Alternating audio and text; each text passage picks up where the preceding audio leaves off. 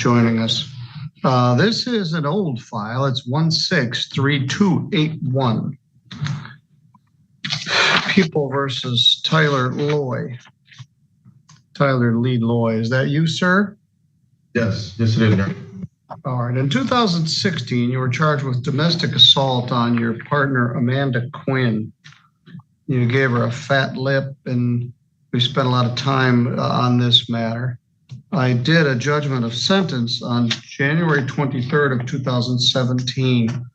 I sentenced you to 12 months probation with the possibility that you could get off probation after 6 months. Yeah. I lifted the no contact provision so that you could have contact with Ms. Quinn. And yes. I did a fine of $285 after I applied your bond. I also gave you 14 days jail credit for leaving 10 days to serve, and I deferred those 10 days.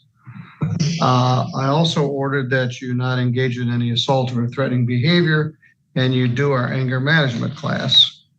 I put you on the probation, and then you promptly disappeared. So we set in fact, I don't know that you ever did anything. We set a probation violation hearing for June of 2017. You didn't show up for that, and they issued a bench warrant for your arrest. And I've been maintaining that bench warrant for 9 years ever since. Done a couple internet searches to look for you. I think we even sent an order to show cause at one time. Anyway, recently you got arrested. How did you come to get arrested? I was just at a stoplight, just driving the motorcycle, and I was just sitting at the stop sign, and then a cop just started running at me. So I just put my hands up. But where was this? Like right off of M60. M60 where? Like Cass, towards Cass. So did you get arrested in Cass County? Honestly, I don't even know where I was. I'm a caretaker for the victim that we're talking about. She's paralyzed, so I'm a 24-hour caregiver for her. And I was just taking an hour break like I do on a day. So either I'll go out and I'll go to the store or go do stuff, or I'll go ride the bike real quick for an hour. And then I have to go back because she's paralyzed. She can't get out of bed. And that's all I was doing. I was just going for a ride, and I was gone for 30 minutes, and then he pulled me over. And then that's why I did. He said nothing. Did you get a ticket for anything?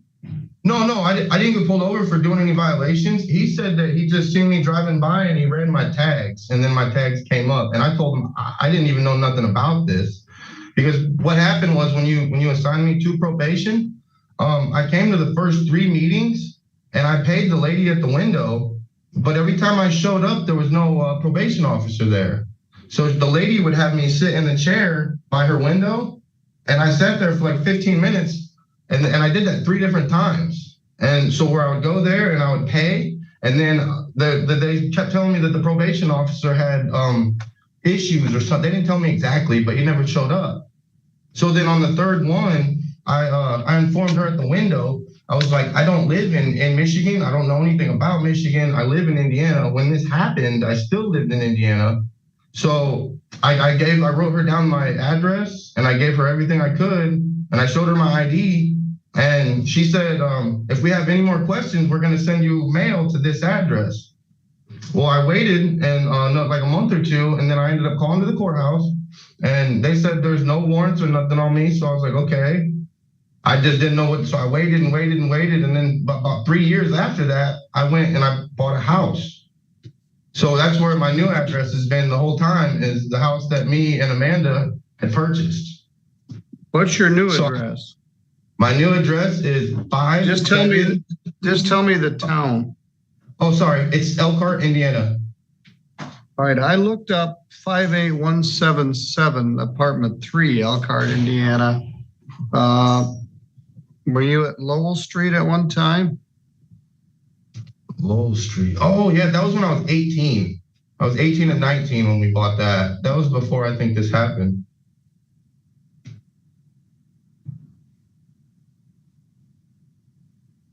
The address I'm pretty your sure probation agent had cancer. And she was very ill for a period of time and she finally succumbed to it. So she wasn't always here, but you just went off the radar. You didn't finish paying your fines and costs. You never did the anger management class. And they gave me the probation file. So let me see what that shows. Because that's when I asked the lady, she said that she was going to send me letters and either she gave me 3 options. She's like, most likely what will happen is we'll send it to Elkhart and we'll try to get you moved there since you live there and you keep coming here. And then she said, or since we've had so many problems, we'll have you finish paying off and then we'll move on from there. And she said there was 3 options. I was just waiting for the letter. And after so many months went by, I called and the lady at the courthouse, she didn't say anything about me having to continue. So that's why I left my the address with the 30106 Wolf. Yes. And I said, if you have any problems, then let me know there. But then I think which they did. They sent you a letter. They had a hard time getting your intake done, and they finally got it in February and went over everything. Then you didn't show up in February, and they sent a delinquency notice to Wolf Road. You didn't show up in March. They sent a delinquency notice. You didn't show up in April. They sent a delinquency notice. Then we set a hearing called an order to show cause for June. I don't know where they sent that to. Let's see if I can tell. It should be Wolf Avenue, not Wolf Road, because we've never gotten any mail.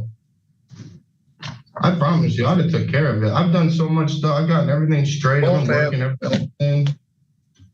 But yeah, the person we're talking about, Amanda, she's actually at home right now. She's with my children. She can't move. She has Guillain-Barré syndrome. I've been getting paid through the government to take care of her.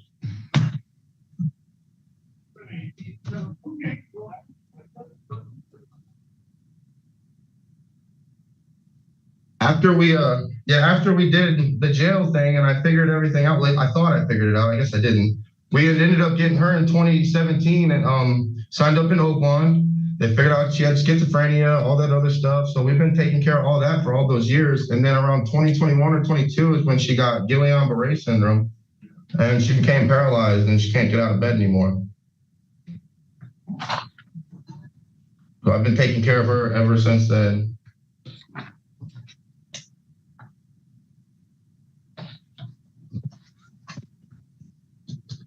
Well, essentially, we haven't heard from you, according to the notes in the file, since February of 2017.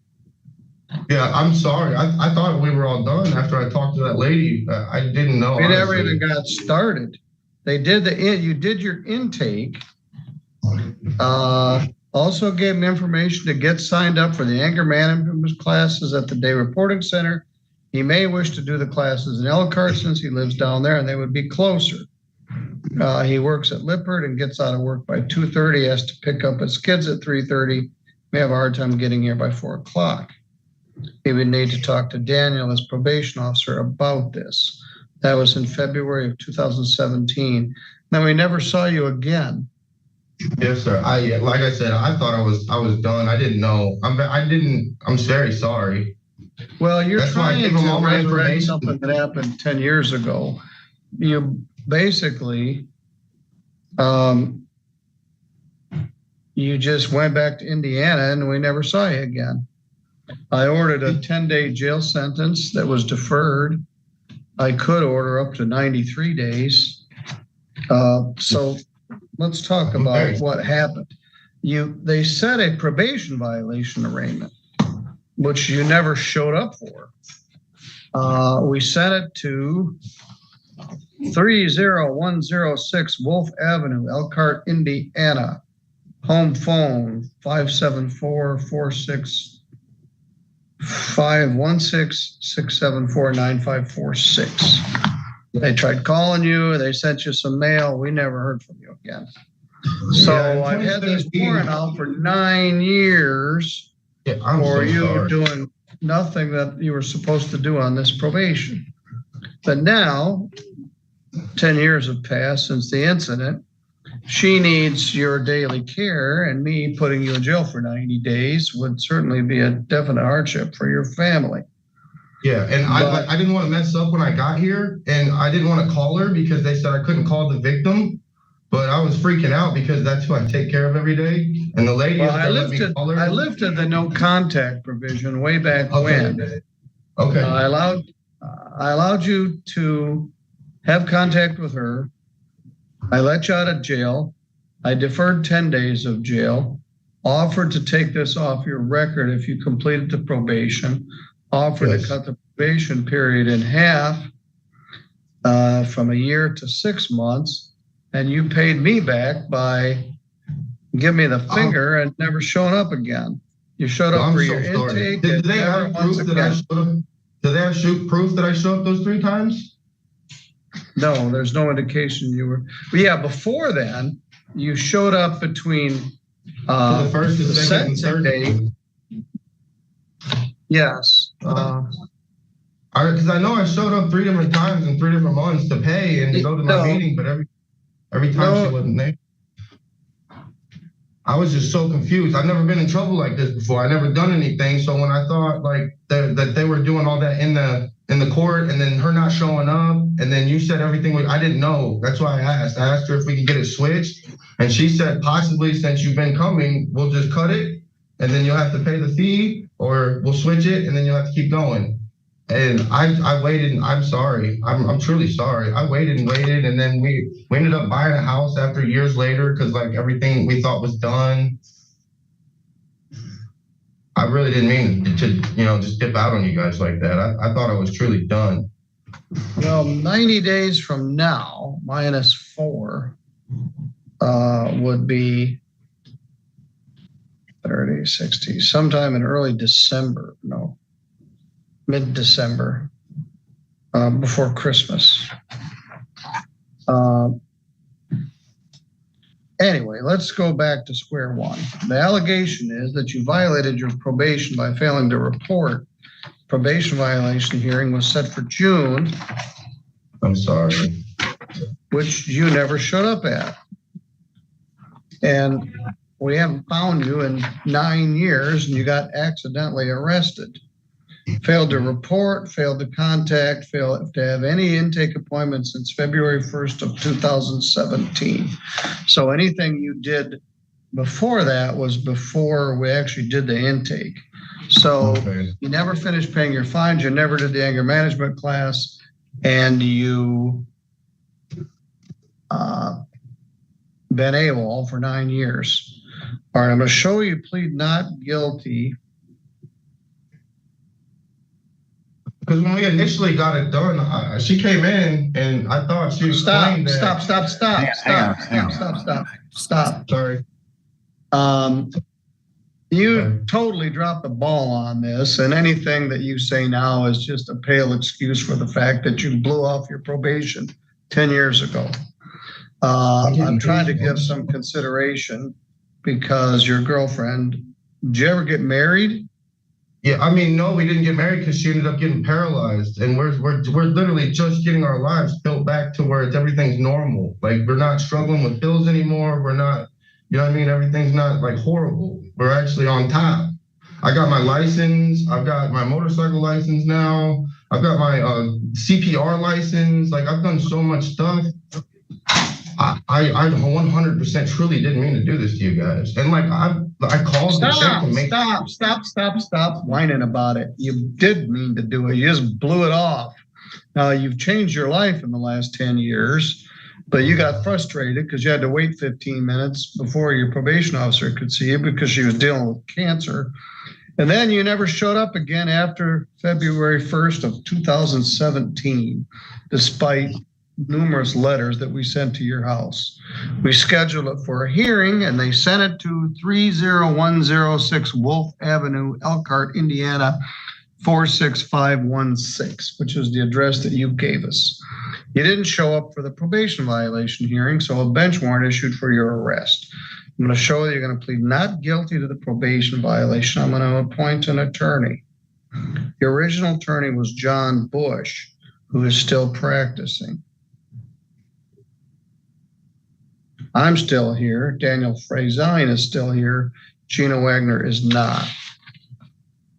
Now, my fear is if I let you out of jail, you're going to bug out on me again, and I have to hold this open for another 10 years. You need to take care of this. I'll give you all my address I live now. I'll give you my phone numbers. What? All right, well, we're going to need all that. I'll give you my job numbers. All right, well, where do you work? I work at Black Pearl Life Care. What is that? The caretaking service for the elderly or disabled.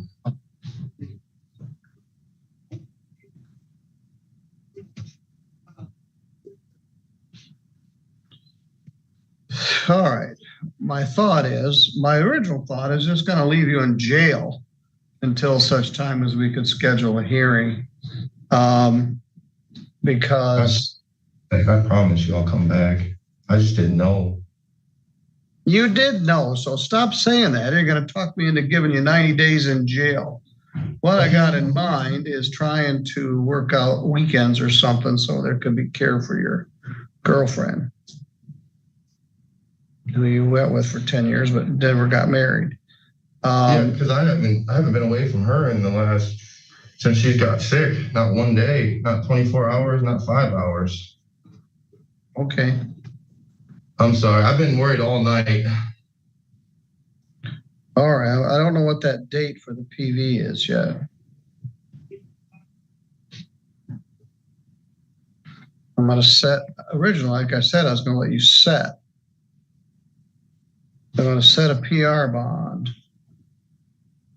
Need address and phone information. Okay.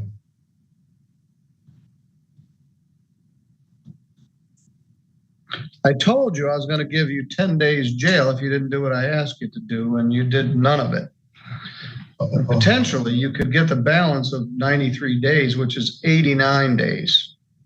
So the allegation is that you failed to report to your probation officer after February 1st of 2017. You failed to appear for your probation violation arraignment, or ever after that try to contact anybody after February of 2017.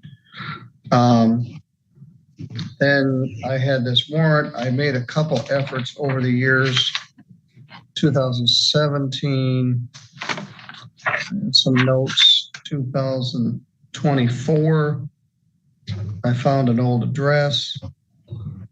Because in 2017 is when I bought my house at the 57588 Best Avenue. Give me that again. It's 57588 BEST Avenue, 46516, Elkhart, Indiana. I'm sorry, 46517. 57588. BEST Best Avenue. 57588. Yes. All right.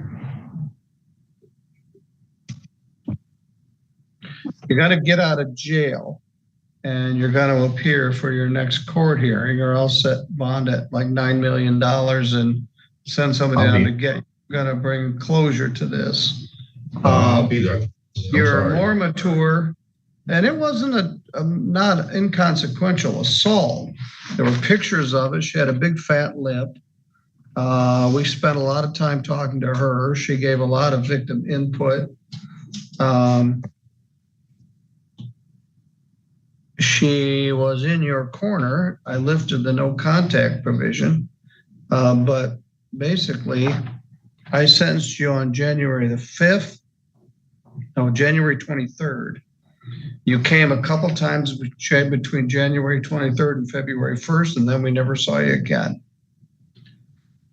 All right, so they're going to give you a $500 PR bond. I originally thought I was just going to leave you in jail and have this hearing on Tuesday, but I don't want her to be in a precarious position. I thank you for that. And, but there's going to be a consequence to this, which may be 5 weekends in jail or 89 days. We'll see where we're headed. But this is not going to be very hard to prove. The allegation is you failed to appear, and you failed to appear for 9 years. All right. I don't know what date I'm going to see you, but we will see you, and we'll get notice to Mr. Bush, and we'll get notice to you that you need to appear for. Okay, thank you. All right. You're good to go. I'll be seeing you. Thank you, Honor.